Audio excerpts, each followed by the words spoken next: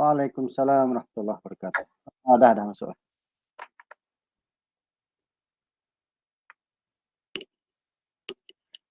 Saya tengok dalam ni ada dah 19 orang. Saya rasa kita mulakanlah. Ustaz boleh ya? Boleh. Nanti ada yang masuk lagi tu. Kita mulakan. Assalamualaikum warahmatullahi wabarakatuh. Saya Rohaya, MC untuk malam ni lah. Untuk tu kita buka dulu majlis kita dengan umum kitab Al-Fatihah.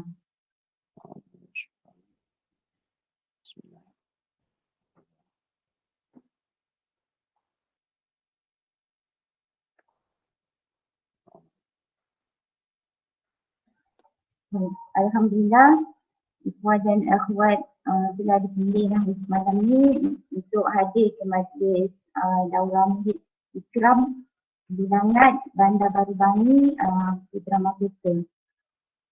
Jadi sebelum kita mulakan daurah melalui Google Meet ni, saya ingin sampaikan beberapa makluman dan peringatan bagi kelancaran majlis kita ni. Yang pertama, semua yang hadir ni kena offkan mic lah supaya tidak mengganggu perjalanan majlis ni. Dan bagi sesiapa yang onkan video tu, pastikanlah berpakaian menutup aurat lah. Kemudian mohon yang hadir semua isi borang kehadiran ikut link yang akan diberikan mengikut pautan masing-masing. Nanti kita akan upkan di ruangan chat itu lah. Yang last sekali, bila akhir program nanti mohon ikhwan dan akhwat isikan borang feedback. Yang ni pun kita akan letakkan di link tu pada ruangan chat. Okay, baiklah, untuk kita mulakan program kita malam ini dengan bacaan surah daripada ayat Quran oleh Ufti Akmal. Dipersilakan. Okey, terima kasih Kak Rohaya selaku pengurusi majlis. Assalamualaikum Ustaz. Hari ini saya akan membacakan surah Al-Jumu'ah. Pada sesiapa yang ada Al-Quran berkata mereka boleh buka muka surat 553, surah ke-62. A'udzubillahi minasyaitonirrajim. Huwallazi ba'atha fil ummiyina rasulan minhum yatlu 'alaihim ayatihi wa yuzakkihim wa yu'allimuhumul kitaba wal hikmah wa in kanu min qablu lafi dhalalin mubin wa akharina minhum lamma yalhaqu bihim wa huwal azizul hakim dzalika fadlullahi yu'tihi man yasha wallahu dzul fadlil azim. Terjemahannya, dialah yang mengutuskan seorang rasul kepada kaum yang buta huruf dalam kalangan bangsa mereka sendiri yang membacakan kepada mereka ayat-ayatnya, menyucikan jiwa mereka dan mengajarkan kepada mereka kitab dan hikmah, meskipun sebelumnya mereka benar-benar dalam kesesatan yang nyata. Terjemahan ayat ketiga, dan juga telah mengutuskan Nabi Muhammad kepada kaum yang lain daripada mereka yang belum berhubung dengan mereka, dan dialah yang maha perkasa lagi maha bijaksana. Dan yang terakhir, demikianlah kurniaan Allah yang diberikan kepada siapa yang dikehendaki dan Allah memiliki limpah kurnia yang besar. Sadaqallahul azim. Saya sampaikan kepada Kak Rohaya balik. Sadaqallahul azim. Terima kasih Usti Ahmad. Kita teruskan daurah kita ni dengan ceramah yang bertajuk Fiqh dan Usul Fiqh yang akan disampaikan oleh yang berbahagia Ustaz Ma'an Ahmad daripada UIN. Sedikit latar belakang Ustaz. Beliau merupakan lulusan ijazah sarjana muda hadis dan pengajian Islam serta diploma tinggi daripada Universiti Madinah. Beliau juga merupakan pemegang ijazah sarjana fiqh dan usul fiqh dari UIAM. Sekarang bertugas di TUIS sebagai pensyarah dan menjawat jawatan timbalan dekan pembangunan mahasiswa pusat pengajian terakhir. Dengan itu saya persilakan membagi Ustaz. Okey, terima kasih Ukhti Rohaya ya nama. Ya, Rohaya. A'udzubillahi minasyaitonirrajim. Bismillahirrahmanirrahim. Alhamdulillahirabbil alamin. Wassalatu wassalamu ala asyrafil anbiya'i wal mursalin nabiyina Muhammad wa ala alihi wa sahbihi ajma'in. Rabbi shrah li sadri wa yassir li amri wahlul 'uqdatam min lisani yafqahu qawli. Subhanaka la ilma lana illa ma 'allamtana innaka antal alimul hakim. Amma ba'd. Assalamualaikum warahmatullahi wabarakatuh. Okey, saya nak ajak untuk sedikit santai, jangan serius sangat. Saya kalau serius ni saya laju sangat, jadi tak dapat nak dibincangkan apa-apa. Okey. Sekarang saya nak tanya, suara saya clear ke sekarang ni? Clear Ustaz. Clear. Ya. Clear. Okey. Slide boleh nampak? Nampak jelas. Okey, alhamdulillah. Okey, sebenarnya apa yang saya difahamkan malam ni adalah sebagai pengenalan kepada ilmu fiqh dan usul fiqh. Yang mana saya juga difahamkan bahawa daurah seperti ini akan berterusanlah. Mungkin minggu lain-lain orang lain akan cover. Cuma pada minggu ni ataupun malam ini saya hanya untuk memberi sedikit pengenalan kepada ilmu fiqh dan usul fiqh. Sebenarnya pengenalan yang saya cuba sampaikan pada malam ini perkara yang sangat basic lah, perkara sangat simple, yang mana saya pun tak kenal akhwat dalam grup ni adakah berlatar belakangkan pengajian Islam ataupun lain-lain. Jadi saya tak berapa kenal, jadi saya anggap umum saja. Jadi banyak perkara yang saya akan bincangkan ini mungkin dah diketahui ataupun dah dibelajar ataupun dah dibelajar dengan mendalam dan sebagainya. Tetapi saya tabur secara umum supaya akhwat mana yang belum pernah mengikuti pengajian fiqh ataupun usul fiqh dapat mengambil manfaat. Jadi akhwat mana yang dah biasa mungkin sebagai ulang kaji sesama kita, insya-Allah. Okey. Sebenarnya untuk memberi pengenalan kepada fiqh dan usul fiqh ini, saya akan cuba bawa beberapa perkara. Pertama adalah berkaitan dengan definisi syariah, supaya kita faham apa itu syariah, kenapa kadang-kadang orang sebut hukum syariah, kadang-kadang orang sebut hukum fiqh, kadang-kadang orang sebut syariat Allah dan sebagainya. Juga definisi fiqh itu sendiri dan juga definisi usul fiqh, kemudian jenis-jenis hukum fiqh, sumber ilmu fiqh, sejarah perkembangan fiqh dan juga latar belakang mazhab fiqh. Sebenarnya sebelum saya nak untuk mendalam lagi dalam pengajian Islam secara keseluruhannya, ya, dalam pengajian Islam secara keseluruhannya, bahagian pengajian fiqh dan usul fiqh adalah bahagian yang paling besar dalam semua pengajian, bahagian yang paling besar. Yang mana kalau orang tu dia pengkhususan pengajian Islam, walaupun dia kata dia belajar Quran Sunnah ke, belajar Usuluddin ke dan sebagainya, dia wajib fiqh itu adalah subjek teras. Manakala mereka yang belajar bidang fiqh dan usul fiqh seperti mana ada dekat beberapa universiti di Timur Tengah dan juga ada dekat UM, ya, ada dekat UAE, UKM dinamakan dengan nama-nama lain. Tapi bila mereka belajar bidang fiqh dan usul fiqh ni, mereka lebih fokus kepada dua perkara. Satu adalah fiqh perbandingan, iaitu pelbagai mazhab. Yang kedua, mereka cuba belajar berkaitan dengan isu-isu semasa dalam fiqh ni. Dan perbahasan dalam fiqh adalah perbahasan yang paling panjang dan paling banyak perbezaan pendapat. Sebab itulah setiap hari ada isu baru. Kalau kita tengok jawatan kuasa fatwa, hidup sepanjang masa. Daripada dulu sampai sekarang. Nanti orang tanya, tak habis-habis ke fatwa-fatwa? Kebanyakan fatwa itu adalah berkaitan dengan hukum fiqh. Kerana isu baru selalu timbul, kemudian jawatan kuasa fatwa bagi fatwa, isu datang PKP baru ni, fatwa keluarkan macam mana kita nak solat Jumaat, sedangkan mazhab Syafi'i kurang daripada 40 kita tak sah sembahyang Jumaat, dia mesti 40 ke atas mazhab Syafi'i. Kenapa tiba-tiba kita pindah ke mazhab lain, dan ini semua adalah perkara yang hidup yang mana kena update sentiasa, ya. Manakala yang berkaitan dengan akidah, berkaitan dengan kepercayaan, dia perkara dia satu sahaja kemudian terus, kecuali ada isu yang menghalang akidah, barulah ada perbahasan-perbahasan lain timbul ataupun perlu kepada penghujjahan-penghujjahan yang baru. Okey. Pertama kali saya nak sebut syariah sebenarnya. Ada ramai yang keliru. Apakah yang dimaksudkan syariah?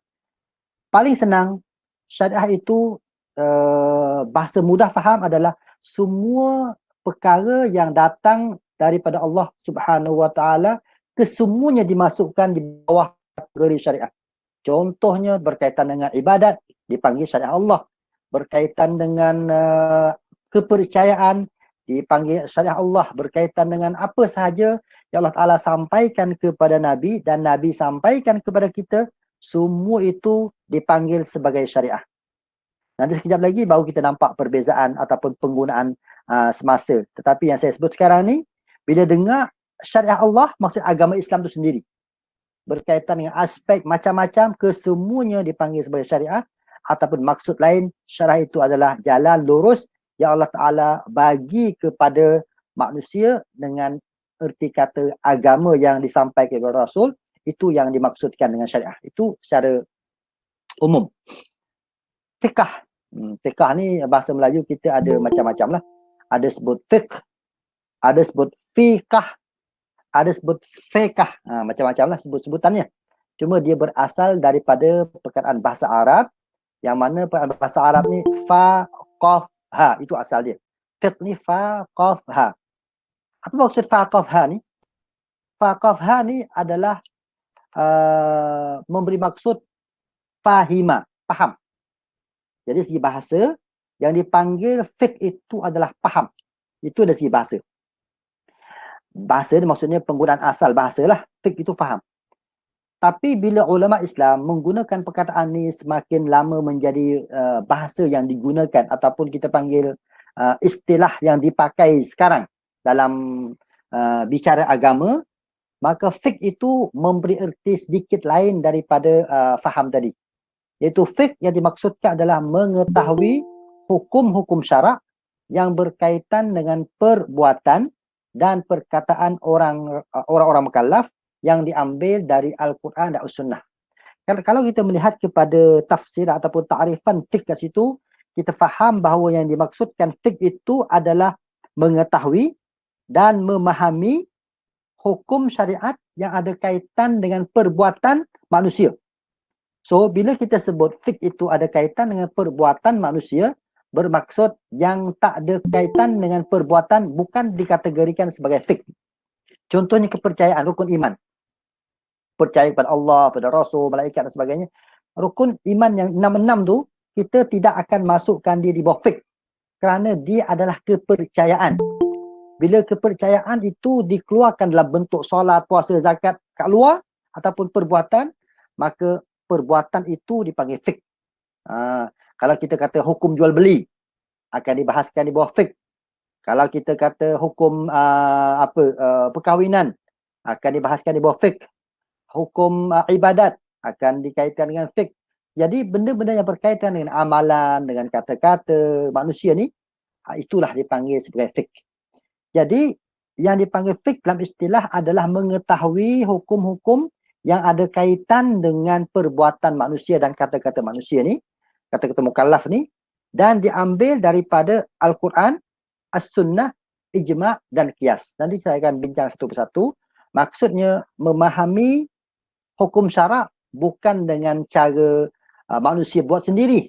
Kalau manusia buat sendiri, peraturan jual Tesco, manusia buat sendiri, kita tak panggil hukum fiqh lah. Yang fiqh ni adalah peraturan manusia yang ada kaitan manusia, tetapi mesti diambil daripada sumber Al-Quran ataupun hadis Nabi ataupun daripada ijma'. Ijma' itu adalah persepakatan. Maksud persepakatan kat sini, ulama satu dunia dah sepakat bahawa hukumnya sekian. Bila semua dah sepakat hukumnya sekian, maka kita dah tak perlu tengok lagi kepada Al-Quran, dah tak perlu pada sunnah. Kerana persepakatan itu adalah hujjah secara tersendiri. Nanti jadi saya akan bincang secara detail. Ataupun kias. Kias ni kita panggil kias, ukur ataupun kiasan lah. Maksudnya satu hukum itu dikiaskan dengan hukum lain kerana mempunyai sebab ataupun alasan yang sama. Iaitu 4 sumber hukum fiqh yang disepakati oleh keempat-empat mazhab. Yang sumber yang saya sebut tadi. So, kalau bila saya sebut macam tu, kita dah boleh beza dah. Apakah beza antara syariah ataupun dan hukum fiqh. Jadi, daripada saya sebut takrifan fiqh tadi, maka kita dapat memahami beberapa perbezaan antara syariat dan hukum fiqh. Pertama, syariat itu adalah amalan, agama dan hukum yang datang daripada Allah Subhanahu wa taala secara direct. Secara direct. Maksudnya datang dari Allah Taala berkaitan dengan ibadat ke, berkaitan dengan akidah ke, berkaitan dengan apa yang datang dalam Quran dan hadis secara direct itu dipanggil syariah ataupun kita mudah faham bahasa kita panggil syariat Allah Subhanahu wa taala yang meliputi kesemua aspek, tetapi dia direct. Dan syariat itu berbentuk maksum. Maksum ni macam mana? Maksum ni maksudnya tidak ada pertikaian. Tidak ada pertikaian, tidak ada kesilapan dan tak mungkin salah. Itu syariat. Maksudnya datang dari Allah Ta'ala dan tak ada beza dah. Semua kena terima macam tu. Fiqh ni macam mana? Fiqh itu macam saya sebut tadi, fiqh itu adalah cara kita memahami sumber ataupun memahami apa yang datang dalam hadis. Bila kita sebut memahami, maka confirm bila fahaman manusia ni akan berbeza. Fahaman manusia akan berbeza. Sebab itulah timbulnya mazhab, timbulnya pandangan berbeza. Kerana fiqh itu adalah memahami seseorang terhadap syariat Allah Ta'ala. Masa kita kata, perlembagaan. Kita kata syariat itu adalah perlembagaan. Okeylah, perlembagaan. Tetapi kalau kita melihat kepada fiqh ni dia lebih kurang kita kata tafsiran perlembagaan. Macam tu, tafsiran perlembagaan. Sebab itu kebelakangan ni orang tafsir perlembagaan dengan tafsir-tafsir yang pelik-pelik kan. Kerana perlembagaan itu memerlukan kepada tafsiran. Sebab dengan teksnya, dengan bahasa dan sebagainya. Jadi perlembagaan itu tak boleh dipertikai. Lepas sekarang, tak boleh dipertikai. Tapi yang boleh dipertikai, boleh beza pendapat adalah beza dari segi bagaimana seorang hakim itu menafsirkan perlembagaan. Maka syariat Allah Subhanahu Wa Taala, syariat itu adalah Al-Quran, hadis yang confirm datang macam tu. Jadi macam mana ulama nak tafsir, nak faham, maka itu dikategorikan di bawah fiqh. Saya laju sangat ke? Ke okey? Malam-malam ni. Tolong komen ni kalau saya laju, tolong bagi tahu. Kalau ada soalan terus tanyalah ketika ni. Sebab saya kalau tak ada orang tanya, saya jadi semakin serius. Bila semakin serius ni akan jadi makin laju, lasi orang tak faham. Jadi saya perlu disekat ataupun ada soalan terus tanya supaya saya boleh boleh santaikan sedikit. Ya, kalau tak saya tak jadi santai, saya akan jadi serius sikit. Okey. So bila kita kata faham, maka dia akan berubah-ubah. Jadi akan berubah-ubah. Berubah macam mana? Berubah dengan pandangan orang, berubah dengan suasana. Ya, berubah dengan suasana. Sebab hukum fiqh ni kadang-kadang diubah ikut suasana. Suasana macam mana? Sebab kadang-kadang perkara tu nanti kita akan bincang sekejap lagi. Kadang-kadang perkara tu contoh hukum fiqh satu. Contohnya hukum fiqh berkaitan dengan semayang saf masa zaman PKP ni, masjid. Masjid semayang mesti safnya setiap seorang dengan seorang yang lain mesti rapat saf, mesti rapat antara bahu dengan bahu, rapat dalam masjid kan. Jadi hukum fiqh itu hukum fiqh. Kerana apa? Kerana ulama bila membincangkan tentang rapat ke tak rapat safnya, apa hukum dia? Majoriti ulama dia kata memang semua ulama kata rapatkan itu adalah tuntutan agama, confirm. Cuma adakah dia tuntutan sebagai wajib ke ataupun perkara yang sunnah? Sebahagian ulama kata wajib, sebahagian kata sunnah. Bahkan majoriti dia kata sunnah. Okey, bila kita kata tuntutan wajib, walaupun dia wajib, tetapi bila sampai dalam suasana kita sekarang ni, yang mana kita kata sembahyang berjemaah kat masjid, contohnya kalau rapat saf didapati kajian mendapati peratusan untuk jangkit COVID-19 itu adalah besar. Maka di sini datanglah peranan ulama ataupun peranan fiqh. Dia akan menafsirkan tuntutan agama itu berat ke ringan. Berat ke ringan. Kalau tuntutan tu berat, adakah berat tu sama dengan penyakit ke ataupun kurang sedikit daripada penyakit? Kalau dia kurang daripada penyakit, maka setakat sunnah ataupun wajib yang tak ada kaitan dengan nyawa, maka kita boleh tinggalkan yang perkara ini untuk kita ambil tuntutan lain yang tuntutan jaga nyawa. Jadi maka datanglah semayang jarak. Walaupun semua sepakat bahawa rapat tu lebih baik ataupun sunnah paling kurang, tapi boleh jarak. Jadi itu fiqh. Dia akan berubah ikut tuntutan masa, dia akan berubah ikut ni. Kerana agama ini adalah agama yang konkret dari segi dari segi panggil apa? Usul dia, tetapi dia fleksi dari segi fahaman dan juga pelaksanaan. Okey, so saya rasa kita boleh bezakan kat situ. Satu lagi perbezaan yang last sekali adalah dari segi aspek. Fiqh aspek perbuatan manusia, manakala syariah merangkumi aspek perbuatan manusia, aspek ibadah, aspek akidah, aspek-aspek lain semua dikategorikan di bawah syariah. Okey. Mungkin ada persoalan. Macam mana pula kita kata syariah itu adalah fiqh itu sebahagian daripada syariah, sedangkan yang kita pernah dengar biasa agama ini mesti 3 aspek: akidah, syariah dan akhlak. Yang tu agak ni sikit kan. Kita kata ustaz kata syariah itu adalah perkara yang konkret, fiqh itu adalah fahaman ulama terhadap syariah. Tapi kita dengar biasa dalam surat khabar, dalam TV, biasa menyebut kita pegang kepada agama ni 3 aspek: akidah, syariah dan akhlak. Macam mana pula tiba-tiba pecahan 3? So, tak payah keliru. Pecahan itu adalah pecahan yang cuba memberi erti syariah itu dengan cara lain. Jadi syariah yang dimaksudkan dengan tadi tu, akidah, syariah dan akhlak, ini syariah bukan yang maksud syariatullah yang kita sebut tadi. Tetapi syariah yang disebut kat situ adalah undang-undang ataupun fiqh. Bila kita sebut Islam ini ada 3, akidah, syariah dan akhlak. Bila disebut macam ni, bermaksud syariah kat situ memberi maksud fiqh. Dia bukan memberi maksud syariah secara keseluruhan. Dan ini adalah penggunaan semasa. Contoh contoh yang simple. Contoh universiti dia ada bidang syariah.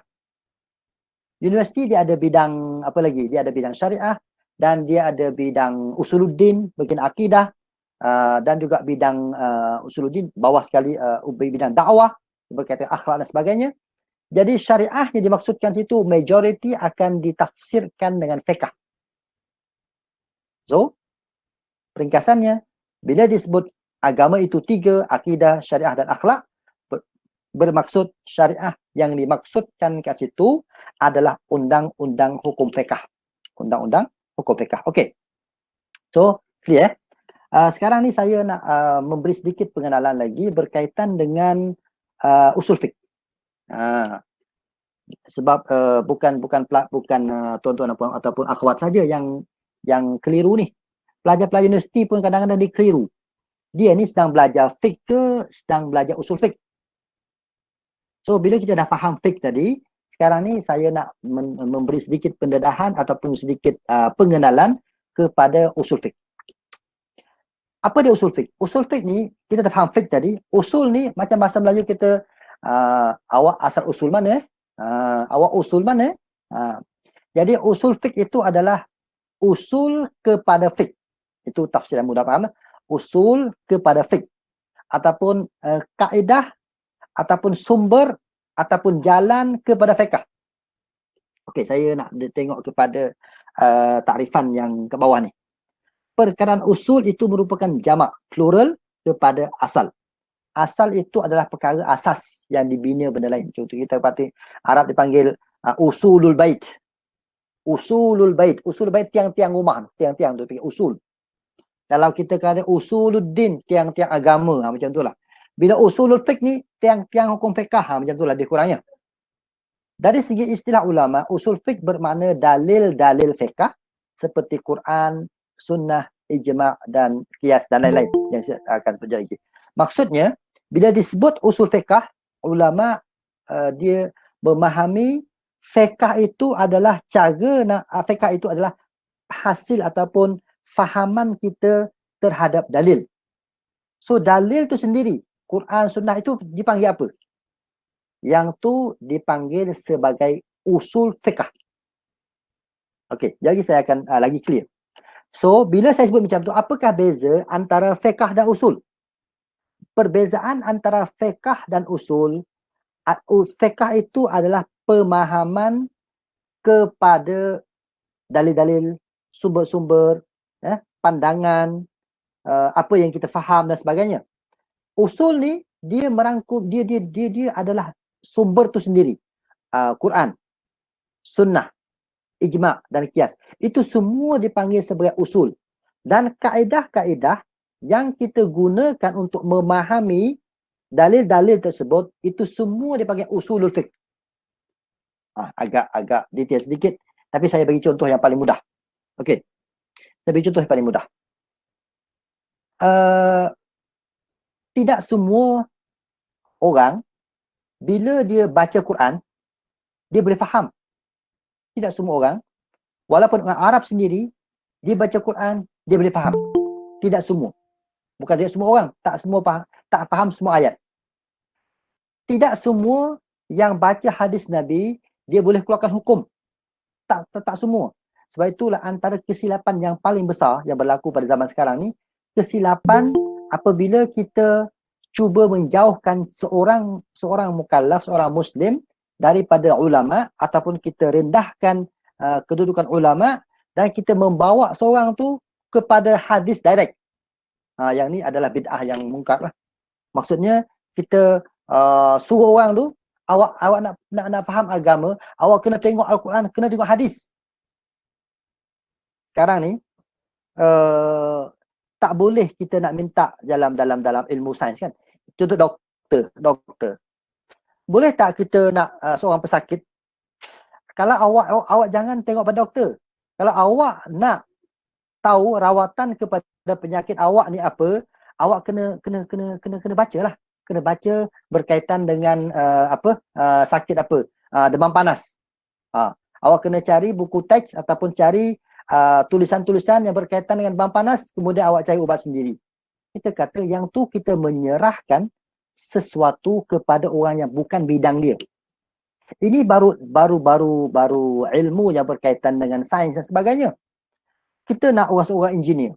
Orang engineer, kita tak boleh nak melahirkan seorang engineer dengan kita kata awak nak buat rumah, awak pergilah baca tentang tiang rumah, baca tentang bubung rumah. Kita kata itu tidak betul.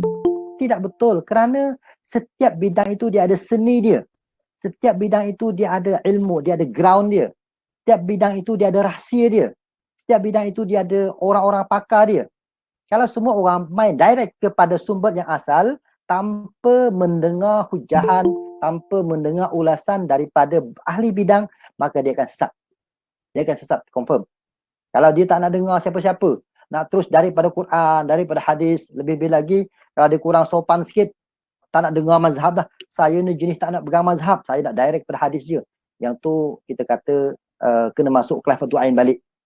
Dan apa? Kerana apabila seseorang itu dia dah mula meninggalkan ahli-ahli bidang, meninggalkan ulama-ulama yang mujtahidin, meninggalkan pakar-pakar dalam bidang, dia nak direct kepada ni, maka dia akan berlaku masalah. So nak memahami, nak dapat hasil fiqh yang ini halal, yang ini haram, yang ini harus, yang ini makruh, kesemua itu kena menggunakan kaedah usulul fiqh. Kaedah usulul fiqh ni maksudnya kaedah macam mana kita nak memahami. Bila kita dengar satu ayat, contohnya kita wa aqimus salata wa atuz zakah. Kita faham kan? Wa aqimus salata wa atuz zakah. Dirikanlah solat, tunaikanlah zakat.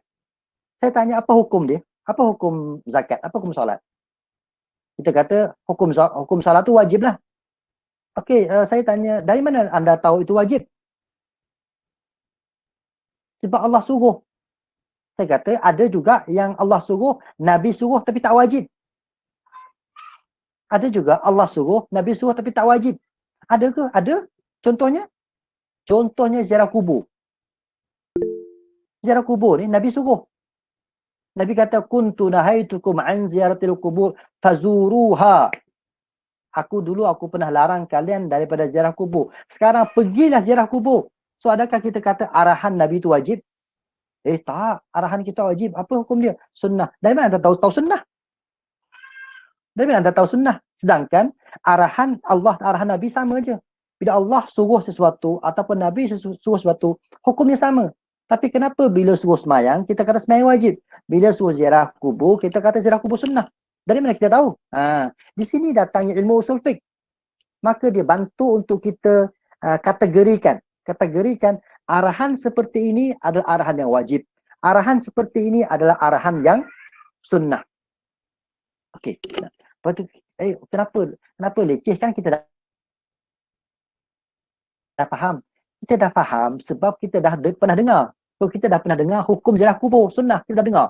Dan kita pernah dengar bahawa dirikan solat itu wajib. Kita dah dengar. Dengar dari mana? Dengar daripada mereka-mereka yang menguasai usul fiqh dan menafsirkan hukum bagi kita faham, maka kita faham buah. Kita dapat buah. Buah je kita dapat.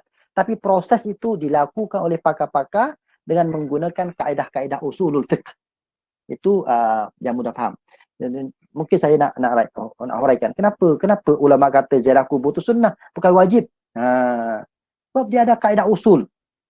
Kaedah usul fiqh menyebut mana-mana arahan selepas berlaku larangan, maka arahan itu adalah kebenaran. Bukannya arahan. Macam mana tu? Contoh. Kalau aqimus salah itu, salah tak pernah dilarang. Sembahyang tidak pernah dilarang dalam Islam. Tiba-tiba disuruh. Maksudnya tuntutan betul lah tu. Tapi ziarah kubur ni, awal Islam dulu dilarang. Laki perempuan semua tak boleh ziarah kubur. Awal Islam dulu. Sebab apa? Sebab Nabi tak benarkan para sahabat ziarah kubur, takut banyak benda. Takut pertama dia, takut dia menangis. Dia nampak kubur ayah dia, dia terlalu sayang kat Nabi, terlalu sayangkan agama, tapi ziarah kubur nampak ayah dia ni mati sebelum sempat Nabi diutuskan jadi Rasul. Maka menangis, ada yang menangis, ada yang datang jumpa Nabi, ada yang menjerit, ya Rasulullah, ayah aku, mak aku dalam neraka ke? Itu soalan-soalan yang berlaku kat Nabi. Maka Nabi tak bagi ziarah kubur terus. Jangan ziarah kubur. Bila sahabat dah faham, dah mula memahami sedikit demi sedikit, maka baru Nabi kata, aku pernah larang kalian ziarah kubur, maka sekarang kalian bolehlah ziarah kubur. Ulama sebut ziarah kubur itu dia berubah daripada arahan yang wajib kepada arahan yang sunnah, kerana sebelum arahan itu ada larangan. Faham ke ni? Faham ke? Ustaz, boleh tolong ulang yang apa, yang kaedah dia tu? Kaedah dia tu, yang nama, yang penuh, ayat penuh dia. Ayat penuh dia. Ayat penuh dia, kaedah usul fiqh disebut arahan selepas larangan memberi maksud harus atau sunnah. Itu bahasa betul dia. Arahan selepas larangan, dia akan memberi bahasa Arab, saya terjemah agak ni. Arab dia dipanggil al-amru ba'dan nahyi yufidu al-jawaz atau yufidu ibahah. Arahan selepas larangan memberi maksud harus. Macam tu. Sebab sebelum dulu kita macam ni, bahasa kita anak kita dia minta pergi pasar. Kita kata tak bagi. Anak kata, mak nak pergi pasar lah. Kita kata ke anak, tak boleh. Okey? Tiba-tiba lepas pada tu setengah jam, 1 jam, kita terus bagi tahu pada anak, Ibrahim, pergilah pasar. Arahan ni arahan apa ni? Arahan ni arahan kebenaran ke? Arahan suruh? Ulama bahasa, dia kata arahan seperti ini arahan kebenaran, bukan suruh. Sebab arahan mak yang kedua itu adalah untuk menafikan ataupun untuk melawan dengan larangan pertama. Dia hanya membenarkan aja. Muhammad, pergilah pasar. Dia kata arahan ini adalah arahan yang berbentuk kebenaran, bukan tuntutan. Tetapi kalau tidak ada apa-apa langsung, tiba-tiba anak datang ke rumah. Mak tak pernah larang, tak pernah apa. Muhammad, pergilah pasar, belikan mak 1 kilo daging. Jadi arahan bila keluar macam ni, direct tiba-tiba keluar arahan, maksud itu adalah arahan ibu sebenar sebagai tuntutan untuk buat. Dia bukan kebenaran ke atas larangan yang pernah berlaku.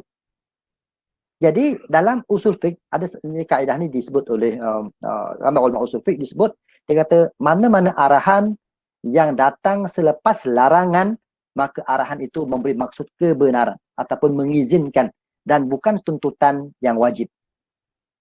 Dan ada banyak lagi perkara yang menunjukkan bahawa tuntutan-tuntutan agama ataupun perkara-perkara yang Nabi suruh ni, dia ada sebab-sebab lain yang kita panggil apa, yang mengubah daripada tuntutan yang wajib kepada tuntutan yang sunnah.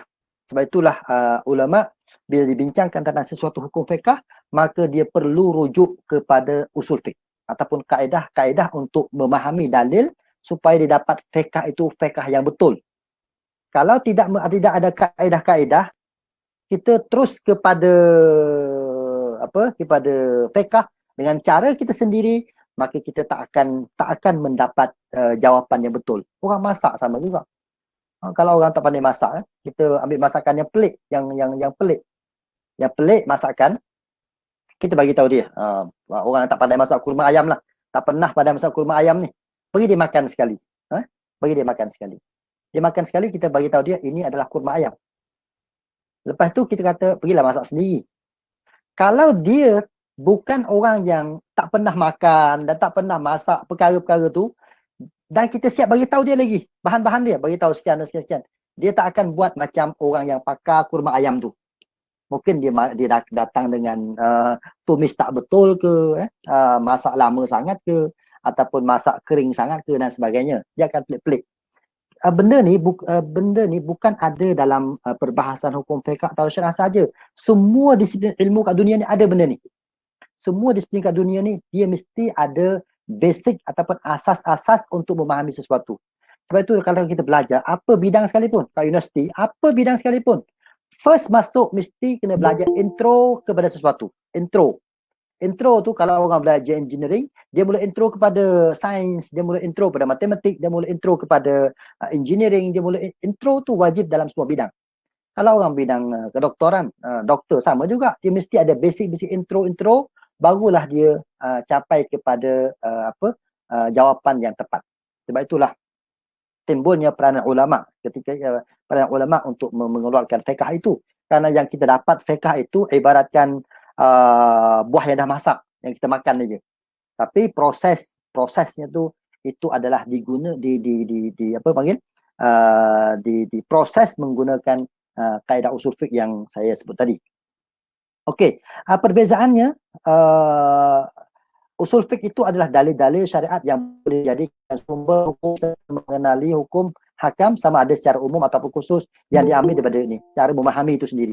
Manakala fiqh adalah hasil ataupun perkara yang kita dah faham daripada sumber-sumber syariat. Okey. Definisi usul fiqh dari segi teori bahasa. Yang ni mungkin akhwat boleh bacalah. Cuma yang saya ceritakan itu adalah itulah hasilnya. Jadi teori ilmu usul fiqh. So sekarang ni bila orang tanya kita apakah ilmu usul fiqh? Jawapan yang paling mudah adalah ilmu usul fiqh adalah kaedah-kaedah, cara-cara, metodologi, macam mana kita nak memahami sumber-sumber hukum ni, iaitu Quran, hadis, ijma', qiyas. Jadi kaedah nak memahami itulah dipanggil sebagai usulul fiqh. Kaedah nak memahami. Kenapa kita perlu kepada kaedah? Kita kata sebab kalau tidak ada kaedah, maka orang akan faham di luar konteks ataupun di luar kemahuan yang bercakap. Kalau kita tidak ada kaedah untuk memahami kalamullah, kita akan memahami di luar kehendak Allah. Kalau kita tidak ada kaedah untuk memahami hadis Nabi, kita akan faham di luar konteks hadis Nabi. Itu masalahnya. Sebab itulah datang kepentingan ilmu usul fiqh itu sendiri untuk memahami perkara-perkara itu. Kepentingan usul fiqh. Okey, daripada yang saya huraikan tadi, kita faham bahawa usul fiqh itu adalah satu ilmu yang mana siapa-siapa yang tidak memahami usul fiqh, maka man hurimal usul hurimal wusul. Siapa yang terhalang ataupun tidak belajar usul fiqh kita sebut tadi, maka dia tak akan boleh capai kepada fiqh itu. Nanti orang kata, tapi saya tak perlu keluarkan hukum pun. Saya ikut aja kepada fiqh yang orang dah siap masak. Ulama dah keluarkan dah. Ni buah apa saya tunggu nak makan je. Kita kata je, boleh. Baik tu kita dipanggil sebagai taklid. Kerana kita hanya tunggu hasil yang dah masak aja. Bila ulama ni kata, mazhab ni kata harus, kita pun harus. Ambil dari mana? Tak tahu. Bila kata haram, saya pun kata haram. Ambil dari mana? Saya pun tak tahu. Kerana saya ambil buah yang dah masak. Maka kepentingan usul fiqh adalah bagi mereka yang ingin memahami yang haram itu kenapa haram, yang harus itu kenapa harus, kenapa tiba-tiba dulu kata saf yang berdekatan itu adalah wajib, tiba-tiba datang pula membolehkan jarak pula. Jadi semua proses itu adalah proses yang dilakukan oleh para ulama menggunakan kaedah usulul fiqh. Maka tanpa pengetahuan usulul fiqh, maka kita tidak akan dapat menghasilkan fiqh yang betul. Okey, saya baru 10 slide ni. Saya akan pergi, tak apa, lepas pada saya akan go through agak cepat kerana mungkin saya harapan saya lah, tak tahu betul ke tak, harapan saya akhwat sekalian dah pun boleh bayangkan apakah yang dimaksudkan dengan fiqh, apakah yang dimaksudkan dengan usul fiqh. Saya harap semua dah boleh bayangkanlah benda tu. Keistimewaan hukum fiqh. Okey, hukum fiqh ni saya akan skip saja kerana keistimewaan itu semua yang di antara kita ni yang dah mengamalkan fiqh, maka kita dah faham keistimewaan dia. Yang paling utama adalah dia bersifat rabbani, bersifat ketuhanan. Yang mana fiqh yang kita sebut ini halal, ini haram, kalau dalam aspek politik pula ini wajib dibuat, ini adalah perkara mungkar, ini semua itu bukan kita bercakap berdasarkan kepada kita semata-mata, tetapi berdasarkan kepada sifatnya sebagai Rabbani, iaitu datangnya daripada Allah SWT, arahan Tuhan, dan juga kita kata itu haram kerana haraman itu adalah ada kaitan dengan akidah kita, ada kaitan dengan surga neraka, ada kaitan dengan hisab di akhirat, dan semua tu ada kaitan. Itu keistimewaan hukum fiqh bila disebut halal dan haram, boleh tak boleh. Manakala undang-undang lain tak ada kaitan. Undang-undang lain, undang yang dibuat, bergaduh kat parlimen, bergaduh dekat DUN, bergaduh dekat mana-mana, last sekali keluar undang-undang, dia akan berakhir dekat amalan manusia je lah. Yang tu kata lebih baik, contohnya bergaduh pasal lesen arak, contohnya bergaduh lesen arak, ya? Bergaduh hulu hilir, boleh buka tak boleh buka, last sekali satu je, iaitu boleh tak kalau jangan mengganggu gugat ketenteraman awam dengan arak. Itu kita nak kat situ je. Kita undang-undang tidak melihat kepada awak tahu tak bila minum arak ini adalah melanggar dengan peraturan Allah. Bila minum arak ni adalah tuntutan larangan agama. Bila kita tidak ada kaitan dengan akhirat kalau kita membincangkan tentang undang semata-mata. Tetapi kalau kita membincangkan undang itu dan kita kaitkan dia dengan akhirat, kita kaitkan dia dengan tuntutan agama, maka dia akan berubah menjadi hukum fiqh. Kerana ada perbincangan, ada kaitan dengan Rabbani, iaitu sifat ketuhanan. Hubung kait antara akidah dan hukum fiqh sama juga, iaitu kita fahamlah yang tadi. Okey. Next adalah berkaitan dengan sumber fiqh. Saya sebut secara ringkas tadi, mungkin akhwat sekalian dah perasan tadi, saya sebut secara ringkas bahawa sumber ataupun hukum fiqh ni diambil dari mana? Hukum fiqh ni diambil dari mana? Kalau kita melihat secara strukturnya, dia ada dua belah. Satu adalah dalil yang disepakati. Dalil ni sumber lah. Kalau kita kata awak nak kata benda ni haram, apa dalil awak? Dalil tu maksud sumber. Jadi sumber hukum fiqh itu ada sumber yang disepakati. Disepakati ni maksudnya kesemua ulama terima, empat mazhab terima. Maksudnya bila dikeluarkan dalil tu semua terima. Dan ada juga dalil tapi tidak disepakati. Sebahagian kata, yalah kita boleh ikutlah, itu sebagai sumber hukum fiqh. Yang lain kita tak, itu bukan sumber hukum fiqh. Jadi sumber tu sendiri ada yang boleh diterima secara sepakat ulama, ada sebahagian sumber yang tidak boleh diterima ataupun berlaku selisih sedikit. Okey. Secara ringkasnya Quran, hadis dan sunnah ni samalah dalam istilah usul fiqh ni. Bila disebut Quran, sunnah, Quran, hadis, maka dia sama, iaitu sumber Al-Quran sumber hadis, sumber ijma' dan juga sumber qiyas. Okey, sumber ijma' dan sumber qiyas. Keempat perkara ni kita panggil dia sebagai sumber yang disepakati. Cuma dari segi aspek lain pula, sebenarnya yang mana kita panggil sumber premier ataupun asal dalam hukum fiqh ni. Kita kata yang asal dalam hukum fiqh ni adalah Quran Sunnah, itu asalnya. Saya sepakat. Asal yang mengajar kita supaya tahu ini halal, ini haram, baik buruk dan sebagainya, itu semua datang daripada Al-Quran dan hadis. Habis itu ijma' ulama datang di mana pula? Ijma' ulama, sepakat ulama itu adalah yang sekunder ataupun yang kedua. Kerana ulama dia tidak boleh sepakat atas sesuatu perkara kecuali perkara itu mereka memahami daripada Quran dan Sunnah secara tak direct. Tidak ada perkara pun atau tak direct dan direct. Kadang-kadang hukum tu dia ulama dah ada dalam Quran dah, dalam hadis dah, tapi ditambah pula dengan kesepakatan para ulama. Maka kita kata kesepakatan itu sebenarnya perkara sekunder kepada Quran dan hadis. Begitu juga qiyas, ya. Qiyas ni maksudnya paling mudah lah, paling mudah. Untuk orang faham qiyas tu apa. Qiyas ni sebenarnya dalam Islam, setiap pensyariatan sesuatu semestinya dia ada sebab di sebaliknya. Contoh, Nabi pernah larang daripada meniaga ketika azan Jumaat. Contoh kan? Nabi pernah larang meniaga Jumaat.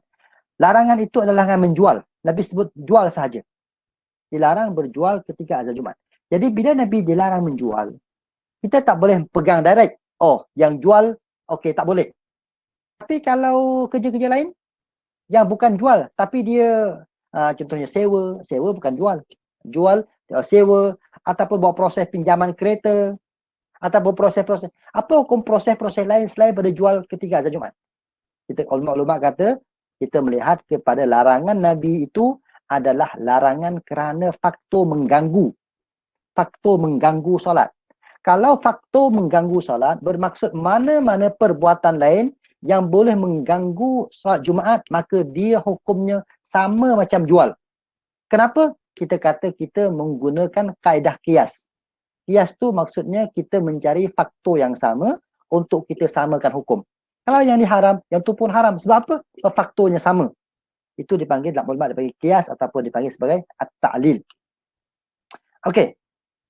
Saya yang ni mungkin akhwat boleh baca sumber tadi Al-Quran, ya, As-Sunnah, hadis Nabi. Yang ni saya nak mungkin saya just go through aja pembahagian sunnah, hadis Nabi. Hadis Nabi terbahagi pada 3. Yang mana datang dari Nabi pada asalnya, yang datang dari Nabi semuanya dianggap sebagai hadis ataupun perkara yang boleh dijadikan sebagai sumber hukum. Sama ada al-qauliyah yang Nabi sebut bercakap ataupun perbuatan Nabi sendiri. Perbuatan Nabi. Nabi buat, kemudian orang melihat dan orang ikut. Iaitu kita panggil sebagai hadis juga, cuma hadis perbuatan. Yang ketiga hadis Nabi juga, iaitu perkara yang berlaku di hadapan Rasulullah tapi Nabi mengaku ataupun Nabi tidak menghalang. Nabi tidak boleh melihat perkara yang haram, Nabi duduk diam. Nabi tak boleh. Sebab Nabi diutuskan jadi Rasul untuk membetulkan keadaan dan menyampaikan risalah. Jadi kalau Nabi nampak perkara tu, perkara yang mungkar, tapi Nabi duduk diam, itu bermaksud Nabi menyuruh risalah. Jadi mana-mana perbuatan yang berlaku di hadapan Nabi, tapi Nabi duduk diam, bermaksud perkara tu boleh dilakukan. Boleh dilakukan. Itu dipanggil sebagai sunnah taqririyah ataupun bahasa kita panggil pengakuan Nabi SAW. Fungsi-fungsi sunnah. Fungsi sunnah ni ini jawapan kepada soalan ni. Soalan iaitu ramai kata tak cukup ke dalam Quran, kenapa kita perlu pegang pada hadis? Sebenarnya hadis itu mempunyai 4 fungsi utama. Fungsi secara ringkasnya 4 fungsi ini adalah tanpa hadis agama itu tidak dapat diamalkan. Kalau ada seorang tu dia amal pada Quran, saya pegang pada Quran sahaja, saya tak nak dengar hadis Nabi ni, Nabi saya tak nak dengar, dia boleh jatuh kafir. Kerana apa? Kerana menolak hadis adalah menolak agama. Kalau kita pegang pada Quran semata-mata, kita tanya berapa sembahyang zuhur, berapa rakaat sembahyang zuhur. Quran tak bagi tahu. Sembahyang Zuhur mesti 4 rakaat, Quran tak bagi tahu. Sembahyang 5 waktu sehari semalam, Quran tak bagi tahu. Tawaf di keliling Kaabah. Tawaf di keliling Kaabah mestilah kita meletakkan bahu belah kiri dekat arah kiblat, kemudian kita pusing. Itu Quran tak bagi tahu. Semua itu adalah ada dalam hadis Nabi SAW. Cara ibadat-ibadat yang lain, semua, bukan semua ya, banyak benda yang Quran tidak menceritakan. Kerana Quran itu adalah dasar. Dia menceritakan perkara-perkara yang pokok, maka huraian dan tafsiran. Zakat contohnya. Zakat mana ada Quran cerita 2.5% daripada harta perniagaan. Quran tak cerita. Mana ada Quran menceritakan tentang 1/10 daripada tanaman yang guna air hujan. Quran tak cerita. So semua tu adalah datang daripada hadis Nabi SAW. Sebab itulah dulu kat Mesir ada satu ajaran, dia panggil Al-Quraniyun. Al-Quraniyun. Kalau kita dengar, wow, ni geng-geng Quran. Tetapi rupa-rupanya mereka ada apa yang panggil apa? Dia ada kehendak lain. Kehendak mereka adalah anti hadis. Anti hadis. Tak nak amalkan ikut hadis. Kalau dia anti hadis, saya nak tegaskan, mana-mana ajaran kat dunia ni, asalkan disebut je hadis tak dipedulikan, confirm dia nak bunuh Islam. Confirm nak bunuh Islam.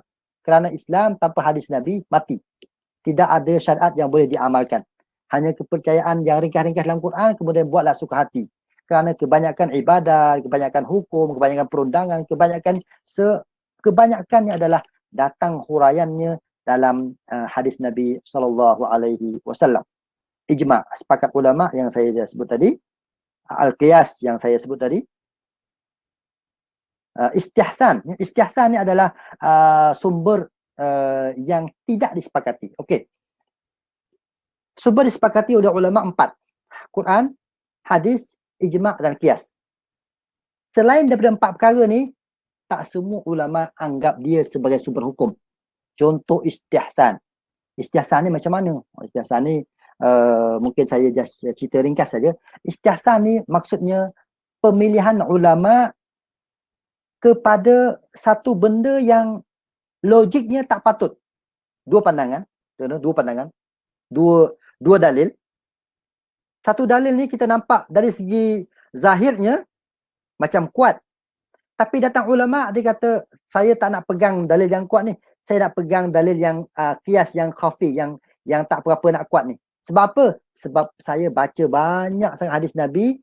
Jadi saya bila dengar je perkara macam ni, saya cenderung kepada yang ni. Yang lemah ni. Cenderung sebab hawa nafsu ke? Tak, bukan sebab hawa nafsu. Cenderung sebab saya ada, kita panggil, something dalam diri tapi saya tak boleh nak luahkan. Tapi yang saya fahamnya, mesti agama nak benda satu lagi ni, bukan nak yang ni. Jadi itu panggil istihsan. Iaitu bahasa kita panggil mencantikkan. Ataupun ulama tu dia melihat satu benda, dia kata perkara tu agak menarik berbanding dengan satu lagi. Maka dia pilih. Itu istihsan dia panggil. Kalau saya beri contoh, dia panjang sikit. Nanti boleh, slide tu boleh tengok kot. Masalah mursalah. Masalah mursalah ni maksudnya kebaikan-kebaikan yang Islam tidak menyebutkan. Contoh ya, kita tanya sekarang, apakah hukum seorang pemimpin? Apakah hukum meletak traffic light? Apakah hukum meletak traffic light? Kalau kita kata wajib, dari mana datang wajib tu? Islam tak pernah pun hadis Nabi menyebut traffic light. Kenapa kita kata wajib? Yang tu datangnya masalah mursalah, iaitu kebaikan tetapi Islam tak sebut, namun kita faham daripada keseluruhan agama ni, benda tu dituntut oleh agama. Tapi kita nak cari dalil spesifik tu, tak boleh cari. Sebab kita kata, daripada letak traffic light, dapatlah jaga nyawa orang. Bila kita jaga nyawa orang, kita kenalah dengan sumber-sumber hukum yang mengatakan jangan bunuh orang, jaga nyawa orang, siapa yang bunuh maka dia kena kisah sebagainya. Jadi keseluruhan tu saya melihat meletak traffic light ini perkara yang baik dan wajib. Kita kata kenapa wajib? Kata itu bersandarkan kepada dalil masalah mursalah. Istishab, mungkin akhwat boleh baca. Dalam tu, istishab ni adalah mengamalkan hukum yang asal. Saddu dzara'i'. Saddu dzara'i' ni adalah menutup pintu-pintu keburukan. Menutup pintu-pintu keburukan ni, kita tidak boleh sebut Tetapi perkara itu dia lama kelamaan dia boleh membawa kepada mungkar. Maka daripada awal lah kita kita tutup. Contoh paling ringkas. Contoh ni kita ada anak perempuan. Anak perempuan. Dia main WhatsApp. Main WhatsApp dengan boyfriend dia lah kan. Main WhatsApp. Kita kata anak, perkara ni haram. Contoh haram. Kita tanya pula, dia pun orang usul fiqh. Mak, mana ada haram mak? Yang haramnya hadis Nabi larang tu duduk berdua-duaan je. Nabi tak pernah larang pun saya main WhatsApp. Kalau bercakap tu mungkinlah boleh keluar dalil melembutkan suara dan sebagainya, menggoda dan sebagainya. Tapi saya main WhatsApp je.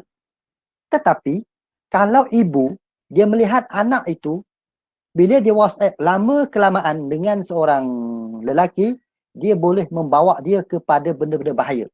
Mula-mula WhatsApp, kemudian tanya khabar, kemudian senyum, kemudian ajak berjumpa, kemudian jadi bila dia nampak langkah-langkah ke depan, daripada awal tu diharamkan. Maka kita kata anak perbuatan itu diharamkan.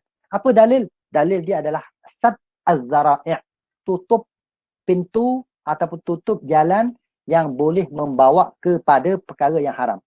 Daripada awal dah diharamkan. Orang tak berdua-duaan. Tetapi dia asyik cakap telefon je. Kita kata kalau berdua-duaan tu adalah hadis yang larang. Tapi asyik cakap telefon je lelaki dan perempuan. Tak ada sebab pun borak-borak main-main. Kita kata daripada awal kita tutup pintu berdasarkan kepada sumber fiqh yang mengatakan bahawa sadduz zara'i' iaitu tutup pintu-pintu yang akan datang boleh membawa kepada keburukan. Seterusnya al-urf, budaya setempat. Adakah dia boleh diikut tidak juga perkara yang dikhilaf, perkara yang khilaf ataupun beza pandangan di kalangan ulama. Qaul sahabi, perbuatan para sahabat. Adakah perbuatan para sahabat itu boleh kita jadikan dia sebagai sumber hukum? Yang ni ulama beza pendapat. Ada kata ya, ada kata tidak. Dan pandangan yang paling kuat adalah pandangan sahabat semata-mata tidak boleh dijadikan sumber hukum kecuali mereka bersepakat. Kalau mereka berbeza pendapat, satu kata boleh, satu kata tak boleh, kita kata tidak boleh dijadikan sebagai sumber hukum. Syariat syar'u man qablana, syariat Nabi dulu. Boleh tak kita beramal dengan syariat Nabi dulu? Kita kata, ada ulama kata boleh kalau dia tak bercanggah dengan syariat kita. Boleh kalau dia tak bercanggah dengan syariat kita. Contohnya Nabi Musa AS nak jadikan hantaran kahwin dia adalah berkhidmat sebanyak 8 tahun. Nabi Musa bila jumpa dengan anak Nabi Shu'aib, bila Nabi Shu'aib offer nak kahwin, mas kahwin dia berkhidmat 8 tahun. Boleh tak zaman kita sekarang ni kita kata berkhidmat itu dijadikan mas kahwin? Boleh ke tak boleh? Yang ni ulama berbeza pendapat. Sebab dia kata adakah amalan Nabi dulu tu amalan Nabi kita juga ke ataupun tidak? Itu dipanggil syariat orang Nabi terdahulu. Bahagian-bahagian ilmu fiqh saya rasa 7 perkara ni aku boleh bacalah dengan dalam tu ada. Yang ni wajib sunnah. Saya rasa saya cepat masa dah habis. Cuma saya go through saja perkembangan sejarah, perkembangan hukum fiqh tak sempat saya nak habiskan. Cuma saya nak tekankan sedikit saja berkaitan mazhab. Ya, saya minta moderator boleh saya bagi saya 5 minit. Boleh ke? Boleh Ustaz. Okay, 5 minit je. Saya nak cerita secara ringkas perkembangan hukum fiqh sehingga pada hujungnya kita faham di mana letaknya mazhab. Okey. Hukum fiqh ni ataupun mazhab ni dia berasal daripada dia tidak ada surat beranak Mazhab ni tidak ada surat beranak, tidak ada tarikh lahir. Tak ada tarikh lahir. Mazhab ni lahir tahun bila, tak ada tarikh. Dia tak ada tarikh. Dia proses. Proses macam mana? Zaman Nabi tak ada mazhab. Para sahabat semua tak ada mazhab. Masing-masing dia ikut kepada hadis Nabi dan dia beramal dengan apa yang dia faham. Selesai satu zaman. Bila para sahabat ni sudah meninggal, apabila Nabi sudah meninggal, maka para sahabat ni ramai yang berpecah. Berpecah ni maksudnya berpindah. Ada yang pergi Syam, ada pergi Kufah, ada yang duduk ke Hijaz, ada yang pergi Mesir, ada macam-macam para sahabat pergi. Mereka yang pergi ni masing-masing dah pernah jumpa Nabi, dah hafal Al-Quran, dan ada yang pergi dengan bawa hadis yang banyak kerana mereka hidup lama dengan Nabi. Tapi ada sahabat yang pergi tak begitu banyak hadis kerana dia baru jumpa masuk Islam 2 tahun, Nabi dah meninggal. Tak sempat banyak. Okey. Bila mereka berada di mana-mana, maka sebenarnya untuk maklumat akhwat sekalian, sahabat ni bila Nabi meninggal, saya boleh bayangkan macam hampir macam lampu tengah-tengah mata kita macam ni lah. Macam kita Google Meet ni. Tiba-tiba putus line. Macam tu lah ibarat sahabat bila Nabi meninggal. Bila Nabi meninggal pada peringkat pertama, Nabi meninggal aja, macam line terputus. Sampai jadi blur. Jadi macam sampai Umar tak boleh terima, Abu Bakar susah hati. Sahabat lain, Nabi meninggal je, dia terus siapkan beg keluar dari Madinah. Dia keluar macam contohnya Bilal bin Abi Rabah yang tuan tukang azan tu. Nabi meninggal aja, dia terus siap sedia. Dia siapkan pakaian, dia siapkan dia keluar dari Madinah. Sebab apa dia kata, macam kita kata Madinah dah tak ada roh. Saya tak boleh duduk sini. Bila nampak Nabi, nampak rumah, dia tak boleh hidup. Dia pergi, merata-merata pergi. Jadi sahabatnya ramai keluar. Bila keluar ni, mereka keluar bukan lari pada Nabi, tapi mereka keluar maksudnya nak sampaikan risalah Nabi ni kepada orang lain. Jadi ada yang mengajar kat Mesir, ada yang mengajar kat Syam, ada yang mengajar macam-macam. Bila berada di tempat macam-macam, rata-rata, WhatsApp tak ada, call tak ada, komunikasi tak ada, maka semestinya ada beza pendapat. Maka sahabat yang pergi dekat Baghdad, dia adalah pemahaman dia sedikit berbeza. Yang pergi kat Mesir ada sedikit berbeza. Jadi yang berbeza ni lah lahirnya sekolah-sekolah yang berbeza. Maka mereka yang berada dekat Madinah, mereka bertuah. Sebab apa? Sebab jumlahnya ramai. Bila jumlahnya ramai, hadis Nabi pun ramai yang tahu. Tapi yang kawan-kawan kita yang pergi ke Iraq, sahabat Nabi ke Iraq tu, 2-3 orang, macam mana nak tahu hadis Nabi? Habis tu bila orang tanya hukum, nak buat macam mana? Bila tak tahu, dah mulalah dengan ijtihad. Mengeluarkan pandangan berdasarkan hadis yang asal. Mengeluarkan pandangan. Jadi bila lama-lama, keluarlah mazhab Hanafi. Sekolah Imam Hanafi kat situ. Sebab Hanafi ni dia ada ulama menyebut dia sempat sebilangan sahabat. Jadi Imam Hanafi muncullah kat Iraq dengan sahabat-sahabat yang tak begitu ramai kat Iraq. Maka lama-lama sekolah Imam Hanafi penuh kat Iraq tu. Tiba-tiba kat Madinah ni Imam Malik sebagai tok guru kat Madinah. Bila tok guru kat Madinah, banyak benda bila ditanya hukum, Imam Malik akan tanyalah kepada sahabat-sahabat ataupun bukan sahabat, tanya kepada tabi'in, ada tak engkau dengar hadis Nabi, ayah kau pernah bagi tahu tak pasal Nabi, Nabi kata apa tentang benda ni. Jadi bila lama kelamaan ramai anak murid Imam Malik, sebab puluhan tahun Imam Malik mengajar dalam Masjid Nabawi. Tiba-tiba datang Imam Syafi'i, mazhab Syafi'i. Imam Syafi'i ni lahir dekat Gaza sana, kat Palestin sana. Jadi bila Imam Syafi'i datang ke Mekah, datang ke Madinah, bergurulah dengan Imam Malik. Bila berguru dengan Imam Malik, maka Imam Syafi'i jadilah macam Imam Malik juga. Bila orang tanya hukum, maka datanglah dengan hadis Nabi, sahabat ni bagi tabi'in ni bagi tahu daripada ayah dia, Nabi pernah cerita. Bila lama kelamaan ramai pengikut Imam Malik, antaranya Imam Syafi'i. Tapi perkara yang pelik berlaku dalam sejarah Islam, iaitu perjumpaan antara orang-orang dekat Madinah ni, iaitu murid-murid Imam Malik bin Anas ni, dan juga murid-murid Imam Abu Hanifah. Jumpa kat mana? Jumpa melalui Imam Syafi'i. Imam Syafi'i ni bila dia berada kat Madinah lama, dia adalah masalah-masalah di Madinah tu bila dah alim, dia dah belajar banyak, dah alim, adalah orang dah mula kutuk, orang dah mula, ada orang kata dia Syiah pun ada. Ada orang kata Syiah. Sampai Imam Syafi'i last sekali dihalau keluar dari kota Madinah. Sampai Imam Malik dah meninggal, selepas dia alim, dia dihalau keluar dari Madinah. Maka dia keluarlah. Dia keluar, dia pergi mana? Dia pergi dekat Iraq. Iraq tu kawasan Abu Hanifah. Yang ada kat Iraq pada masa itu anak murid Abu Hanifah ramai kat situ alim-alim. Imam Syafi'i pergi jumpa dengan mereka-mereka ni.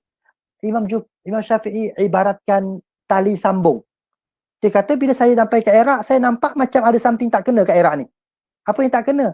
Dia kata kenapa orang Iraq ni bila bercakap sesuatu tak pernah pun, bukan tak pernah maksudnya, jarang sangat sebut hadis Nabi. Saya dekat Madinah dulu, asalkan ada benda je, mesti Nabi kata sedemikian, Nabi kata sedemikian. Tapi kau orang dekat Iraq ni, tak sebut pun hadis Nabi.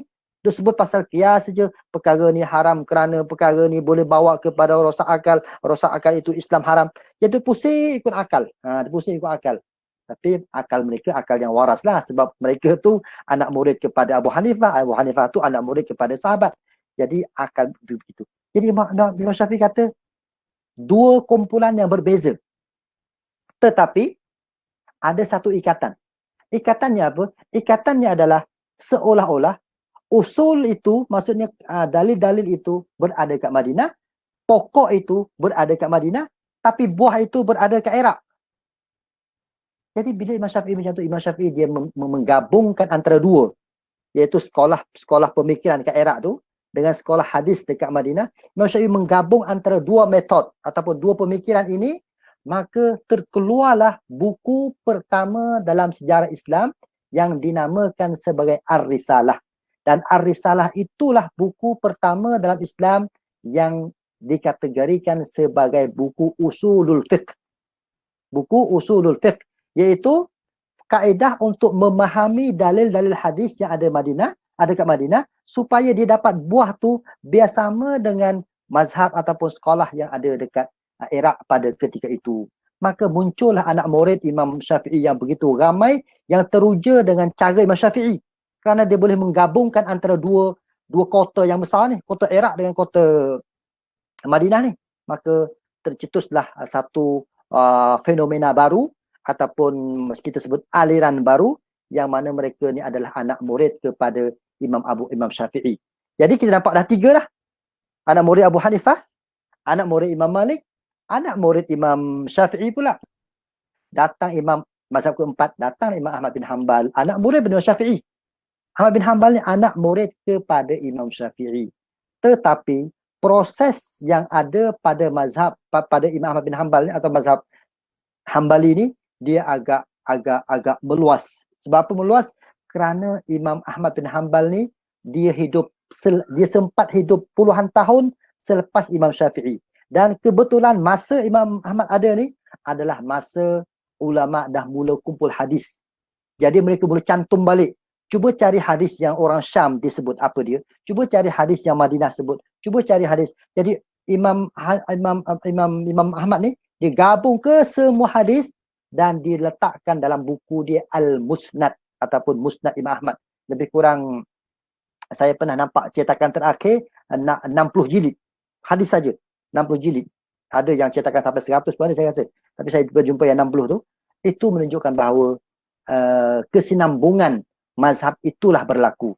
Jadi sebab itulah bila kita dengar perbezaan pandangan, perbezaan pendapat yang berlaku dengan mazhab ke mazhab, kita jangan menganggap itu parti politik yang lain, ataupun kita jangan anggap itu adalah satu institusi yang lain ataupun satu aliran yang lain, kerana mereka berempat ni adalah satu bentuk yang sama, satu metod yang sama, cuma rezeki masing-masing. Ada yang sempat jumpa para sahabat ramai, ada jumpa sedikit, ada yang banyak pengalaman macam Imam Syafi'i. Yang paling banyak pengalaman Syafi'i lah, kerana banyak berhijrah daripada Gaza pergi ke Mekah, dari Mekah pergi ke Madinah, dari Madinah pergi ke Iraq, dari Iraq ke Madinah pergi ke mana, ke Mesir. Tinggallah sekali Imam Syafi'i meninggal kat Mesir. Jadi mazhab yang ada sampai kat kita pada hari ini adalah kesan daripada sekolah-sekolah yang diajar oleh tuan-tuan mazhab ataupun pengasas-pengasas mazhab tadi. Jadi kalau kita tanya mazhab tu lahir bila, tak tahu. Semua orang tak tahu. Yang tahu ni zaman sahaja. Zaman Abu Hanifah lebih kurang hujung kurun yang pertama, awal kurun yang kedua. Imam Syafi'i di kurun yang kedua, awal kurun ketiga. Imam Malik kurun yang kedua. Dan Imam Ahmad bin Hanbal dia sempat dengan awal kurun ketiga. Jadi itulah sekolah-sekolah yang lahir sehingga akhirnya menjadi mazhab yang kita pegang pada hari ini. Sampai ke Malaysia, sampai ke mana-mana negara adalah rezeki masing-masing. Kerana kebetulan sampai ke Malaysia tu, yang bawa agama, yang tuk guru yang datang ke sini adalah silsilah ataupun yang berpegang dengan mazhab Syafi'i pada ketika dahulu. Maka sampailah Syafi'i kat sini.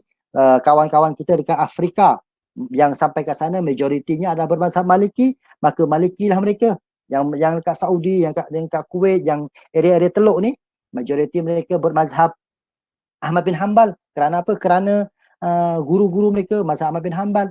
Last sekali di India, kawan kita di India ramai yang bermazhab Hanafi. Kerana apa? Kerana mereka anak murid yang pergi ke sana kebetulan adalah mereka-mereka yang berpegang dengan mazhab Hanafi. Itulah sedikit sebanyak yang dapat saya kongsikan. Mungkin masa dah lewat, tapi saya boleh buka lah sedikit kalau ada persoalan ataupun perkongsian. Ya, silakan. Moderator nak buka soalan ke ataupun macam mana? Kita buka soalan untuk satu dua Ya. soalan ni. Ya, silakan.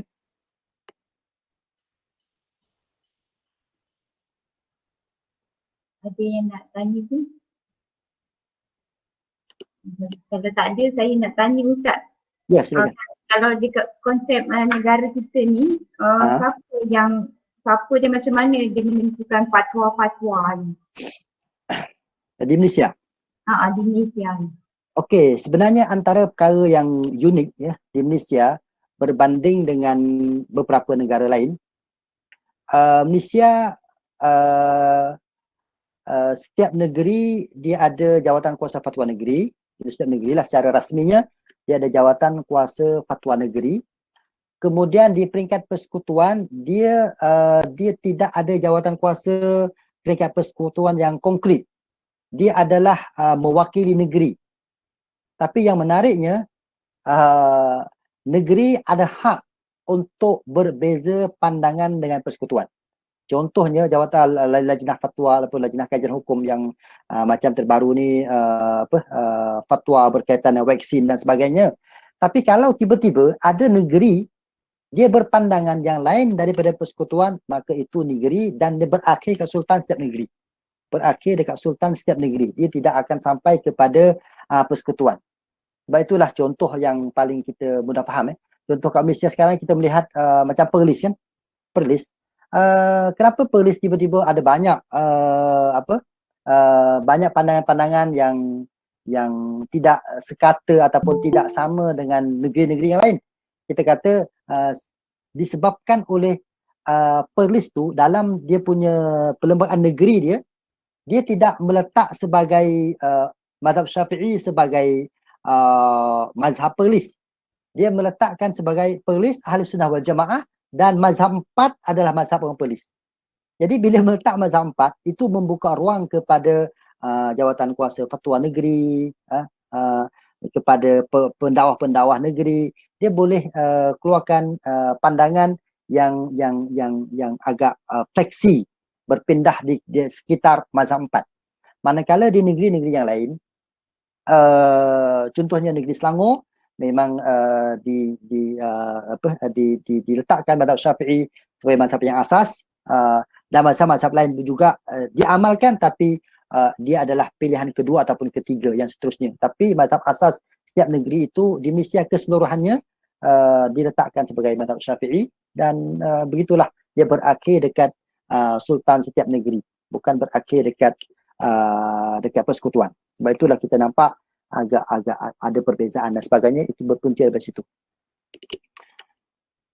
Ustaz, kalau ada sesuatu yang kita muskil berkaitan hukum berdasarkan bacaan tentang tu, diberi pandangan dan penyelesaian berdasarkan setiap mazhab, kita sendiri boleh pilih ke nak ikut pandangan mazhab mana?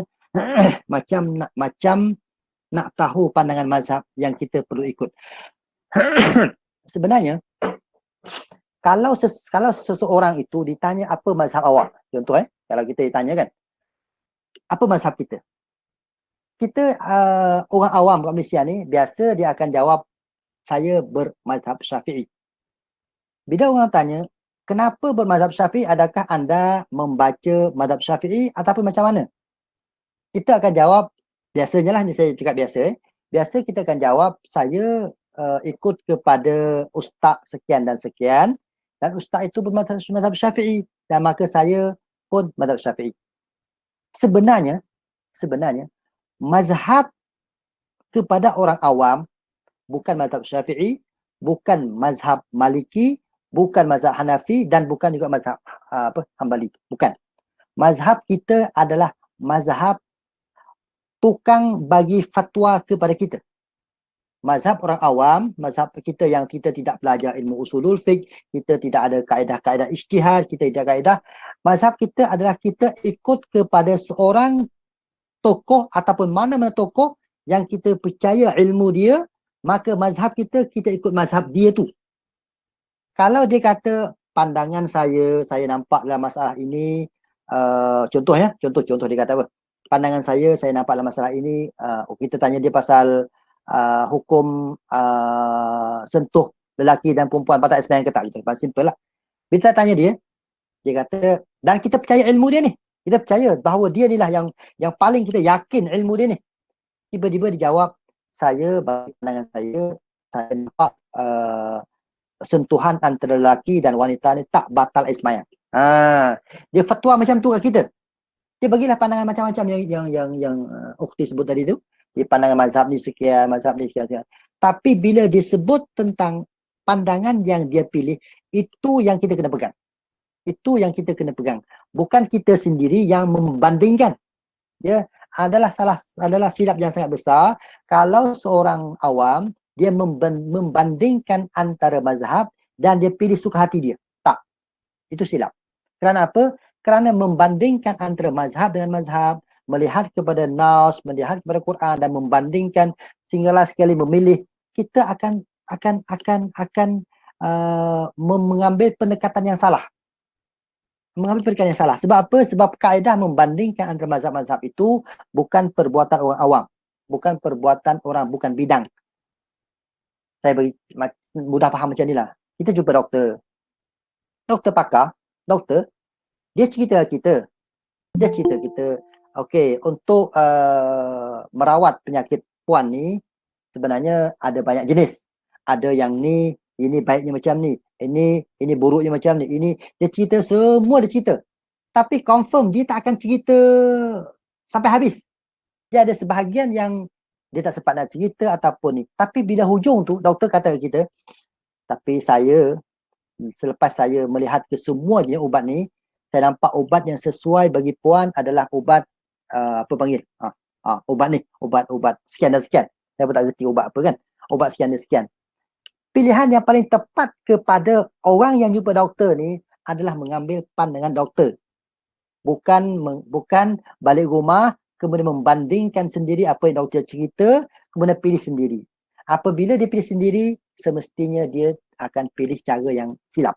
Kenapa? Kerana doktor yang cerita apa yang doktor cerita itu, doktor lebih faham berbanding orang yang dengar ni. Begitu juga fatwa-fatwa sekarang ni.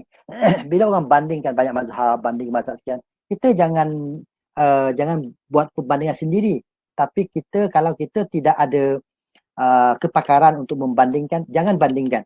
Kerja kita adalah ikut kepada pandangan yang diberikan oleh alim tersebut, kerana mereka lebih faham dan mereka pilih pada kita itu adalah pandangan yang lebih tepat. Tu bahasa ni. Kecuali orang tu macam ni. Situasi kedua, orang tu orang yang dia boleh meneroka. Dia tanya dia baca satu artikel, ini macam ni, dalil macam ni. Dia balik rumah, dia tak perhati. Sebab apa? Sebab dia ada alat, dia ada usul fiqh, dia ada kepakaran untuk mengkaji. Dia pergi buka balik apa yang Tok Guru tu kata, dia rujuk buku balik, dia pergi buka tafsir balik, dia ijtihad balik, dicari sehingga last sekali dia berpuas hati dengan sesuatu pandangan. Yang ni kita panggil terjih sendiri. Terjih sendiri dibolehkan kalau dia ada kepakaran untuk membaca dalil. Tapi kalau tidak ada kepakaran baca dalil, maka dia diwajibkan untuk bertaklid atau mengikut pandangan tersebut. Yang kedua. Yang ketiga, paling dirisau adalah memilih cara mudah. Itu yang berlaku kepada orang awam biasanya lah. Pilih mudah ni macam mana? Dengarlah macam-macam hujah. Last sekali, pandangan yang kedua tu yang paling senang, saya ambil yang tu lah. Yang ni bahaya. Yang ni diharamkan. Kerana apa? Kerana siapa yang dalam fiqh dia panggil tatabbu' ar-rukhas. Tatabbu' ar-rukhas ni maksudnya mencari yang senang-senang. Mencari yang senang-senang pada penghujungnya akan tinggalkan agama. Mencari yang senang pada penghujungnya akan tinggalkan agama. Last contoh saya bagi. Cari yang senang Saya bagi cari yang senang. Seorang tu dibaca tentang hukum ada wali dalam akad nikah. Apa hukum dia? Kita kata mazhab Syafi'i, wali wajib ada dalam akad nikah. Kalau tak ada tak sah. Tiba-tiba dia pergi baca satu artikel, ustaz tu tulis hukum nikah tanpa wali. Kebetulan dia tu mazhab Hanafi. Maka dapatlah harus nikah tanpa wali. Mengikut kepada mazhab Hanafi, dalil dia bawa dalil lah. Dalil dia sekian dan sekian, semua ada dalil. Maka dia pun, oh nikah tak payah wali. Itu satu problem lah. Dia pergi baca pula artikel lain berkaitan hukum ada saksi dalam nikah. Kebetulan dia pergi baca tu pula, berkaitan dengan hukum saksi. Dia baca-baca mazhab Maliki. Mazhab Maliki ni dia kata nikah tak perlu saksi. Dia hanya perlu bagi tahu ke orang selepas kahwin je. Hanya kicau-kicau orang dah tahu cukup, tak perlu bagi saksi akad, tak payah. Mazhab Maliki. Kalau dipilih mazhab Hanafi tanpa wali, dia pilih pula mazhab Maliki tanpa saksi, apa jadi? Jadinya perempuan lelaki jumpa, perempuan dia kata, panggil apa zaman sekarang ni, orang panggil girlfriend ni, ataupun perempuan dia katakan lelaki, saya nikahkan diri saya untuk awak. Lelaki dia kata, saya terima, mas kahwin dia RM1,000. Kita kata, tak sah. Tak sah kat mana? Wali tak ada. Dia kata wali apa? Mazhab Hanafi tak payah wali. Saksi tak ada. Dia kata mazhab Maliki tak payah saksi. Jadi khas sekali agama ni rosak. Khas sekali agama ni rosak. Sebab itulah tidak diberi pilihan kepada orang awam yang tidak mengkaji untuk memilih mazhab sesuka hati. Tetapi mazhab yang dia boleh pegang adalah mazhab yang tok guru bagi fatwa, dan tok guru itu dia percayai. Dia percayai, bukan tok guru yang dia tanya tok guru untuk dia untuk dia memilih pandangan yang paling ringan. Boleh faham Okey. Soalan satu lagi adalah Nadia Ramlan. Okey. Ustaz, boleh ulas sikit bersentuhan suami isteri batalkan wudu? Batalkan wudu dia kata. Batalkah wudu lah maksudnya? Wudu batalkan. Okey.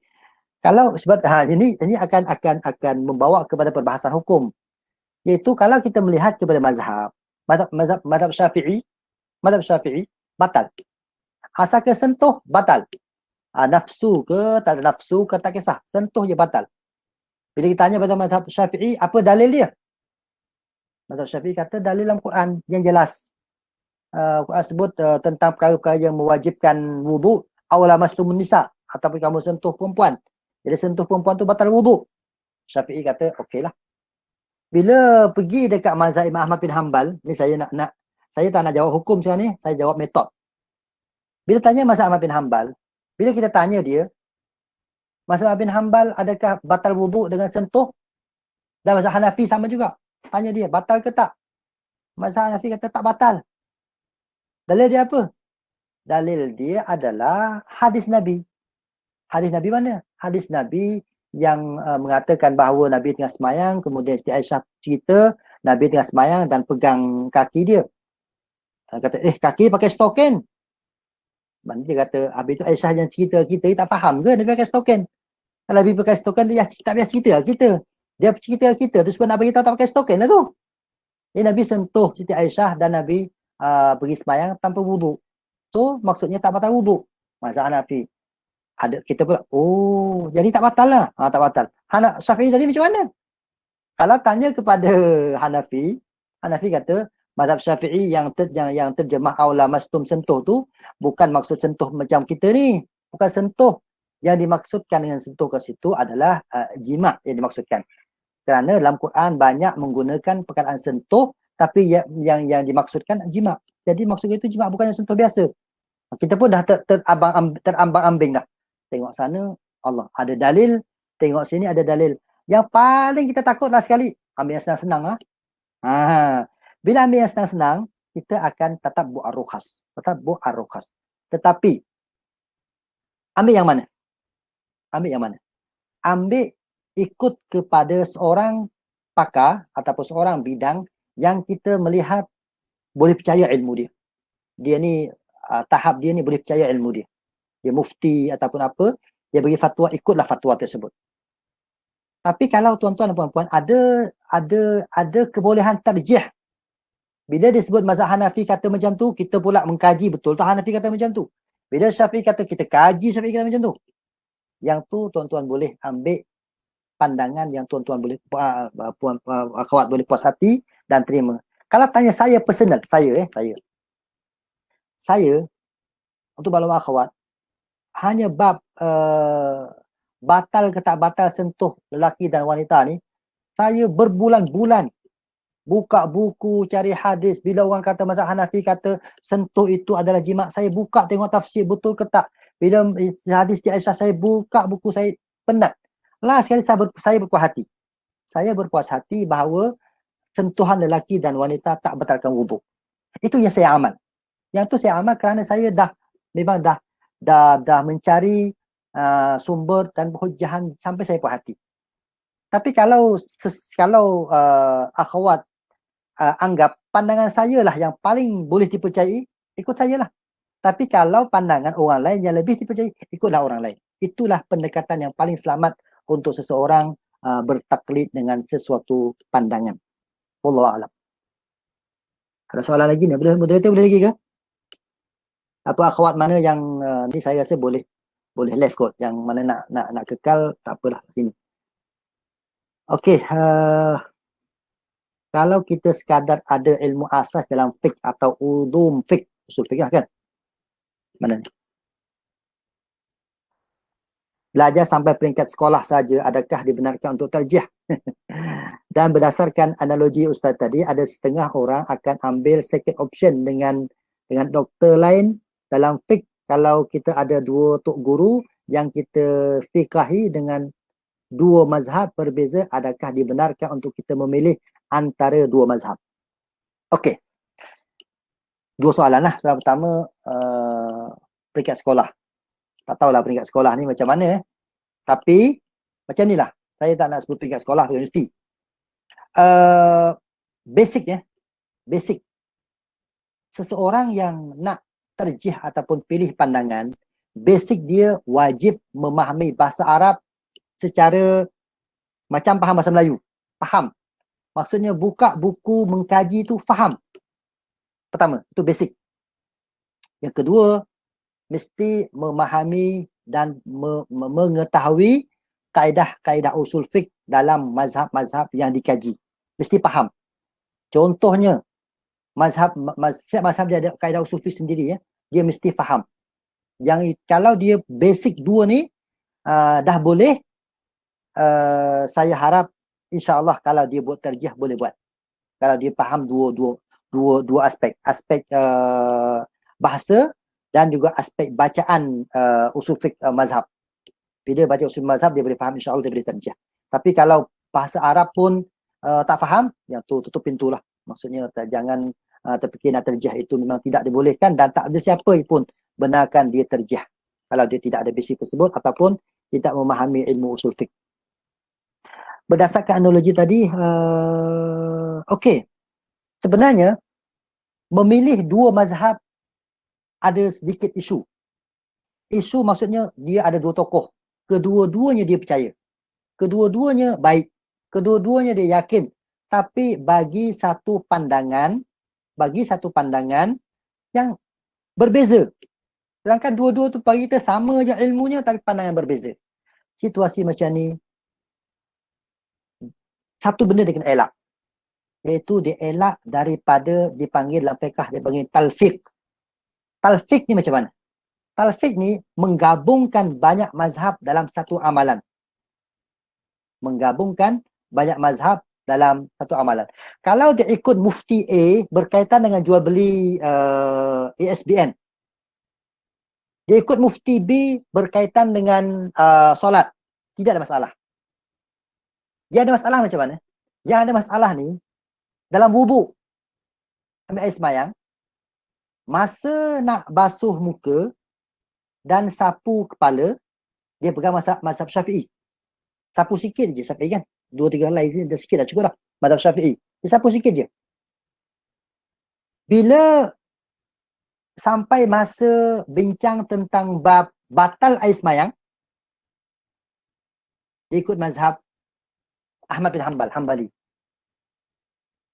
Yang ni ulama dia kata inilah namanya talfiq. Talfiq kat mana? Dia kata okey, ambil air semayang, selesailah. ikut mazhab Syafi'i. Bila sentuh wanita, sentuh perempuan lelaki, dia kata mazhab Hambali tak batal. Okey, selepas dia wuduk, selepas dia sentuh, wuduk dia ada ke tidak? Saya tanya, wuduk ada ke tidak? Dia kata saya ada wuduk. Awak ada kita ada wuduk ni berdasarkan mazhab mana? Kalau anda ditanya ikut kepada peraturan mazhab Syafi'i, anda tak ada wuduk.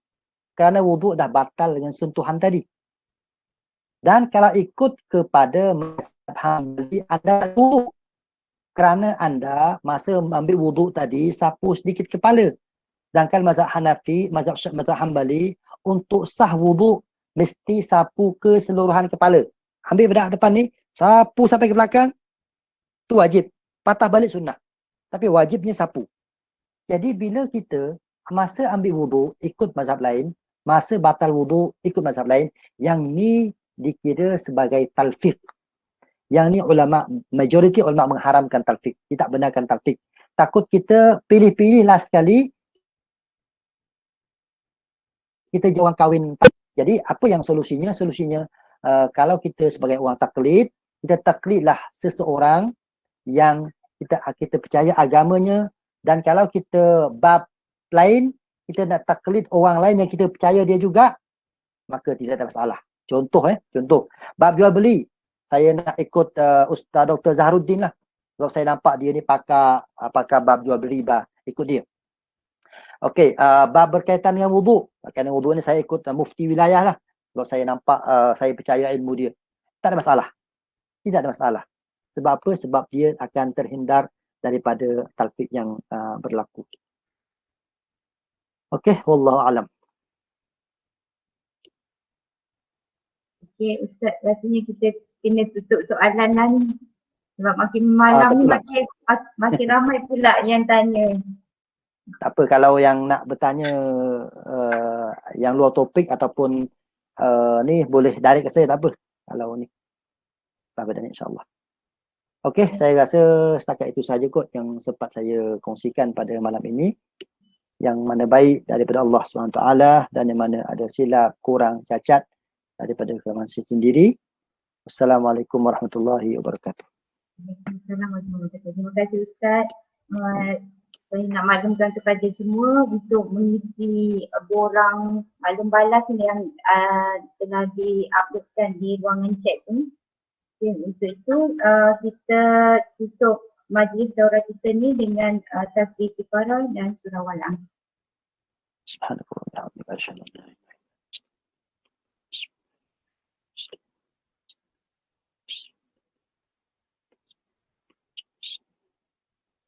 Terima kasih Ustaz. Okey, Assalamualaikum. sama. Salam.